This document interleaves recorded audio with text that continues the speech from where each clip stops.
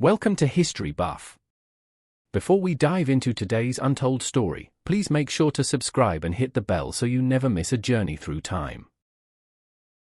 Deep within the salt-sprayed mists of North Carolina's Outer Banks lies a riddle that has haunted historians for over 4 centuries. It is a tale of ambition, desperation, and a disappearance so complete it defies simple explanation. Long before the Pilgrims set foot on Plymouth Rock or the walls of Jamestown were raised, a group of English pioneers attempted to carve a life out of the American wilderness on a small strip of land called Roanoke. They left behind no bodies, no signs of struggle, and no graves. Their only legacy was a single word carved into a wooden post, a word that has become synonymous with one of history's greatest vanishing acts. Chapter 1: The Dream of Empire.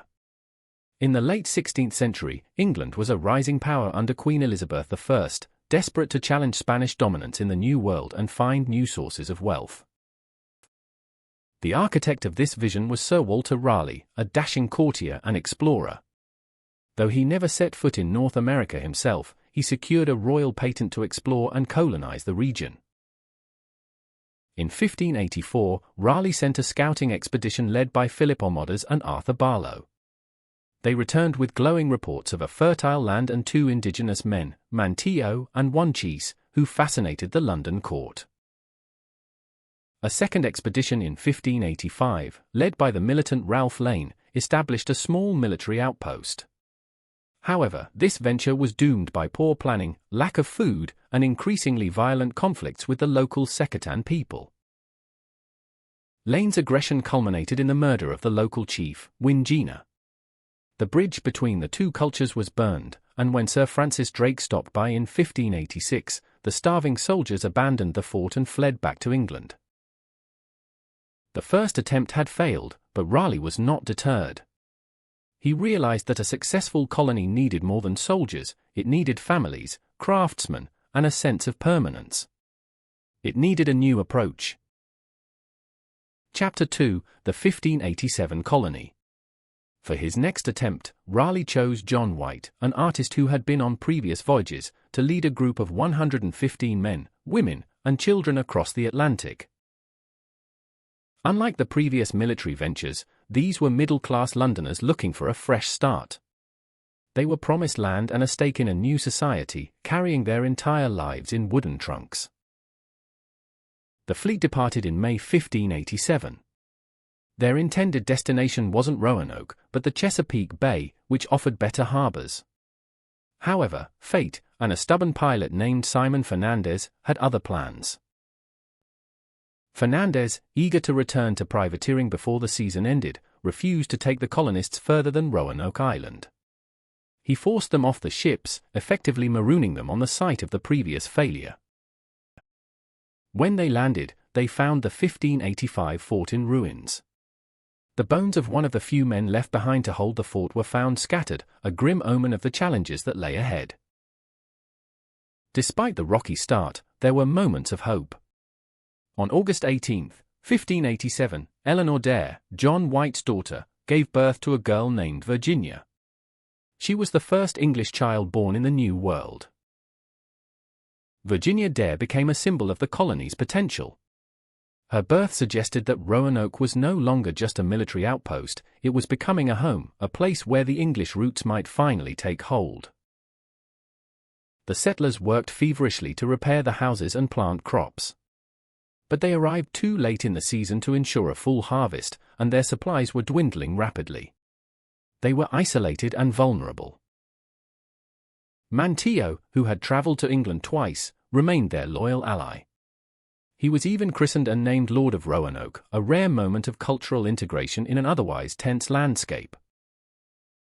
Chapter 3: Desperation and Departure. By late August, the colony's situation was dire. Fearing they would not survive the winter without more supplies, the settlers begged John White to return to England. White was hesitant. He didn't want to leave his family, but he knew he was their best advocate in London.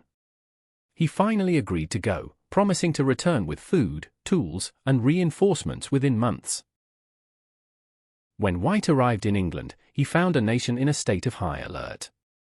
King Philip II of Spain was preparing a massive invasion fleet to crush England and restore Catholicism to the island. Fascinating, isn't it? If you're enjoying this, take a quick moment to like the video and subscribe to History Buff to help us tell more stories like this. White pleaded with Raleigh and the Queen's advisors. He managed to secure two small, poorly equipped ships in 1588, but they were attacked by French pirates and forced to return to England, empty-handed. 1 year turned into 2, and then 3. Back on Roanoke, the 115 settlers were alone, surrounded by potential enemies, and wondering if they had been forgotten by the country they called home. What did they do during those 3 silent years? Did they wait by the shore every day? Did they run out of grain? The historical record goes dark, leaving only speculation in the shadows of the pines. Finally, in 1590, after the defeat of the Armada, White was able to secure passage on a privateering vessel. He was heading back to Roanoke at last, but the 3-year silence weighed heavily on his heart. Chapter 4 With a Return. In August 1590, exactly 3 years after he had left, John White's ship anchored off the coast of Roanoke.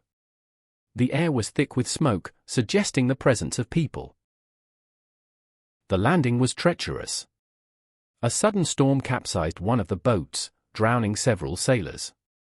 Despite the tragedy, White pushed on, desperate to find his daughter and granddaughter. As they neared the settlement site, they saw a fire in the distance. They sounded a trumpet and sang English songs, hoping for a joyful response from the woods. But no voice answered them. Only the wind whistled through the trees. At daybreak, they reached the site. The houses had been taken down, and the entire area was enclosed by a high palisade of tree trunks, like a fort. It was a clear sign that the colonists had prepared for something. On one of the entrance posts, White found the first clue. Carved into the bark of a tree were the letters CRO. It was a cryptic fragment, but worse was yet to come. Further on, they found the word CROATOAN carved into a prominent post.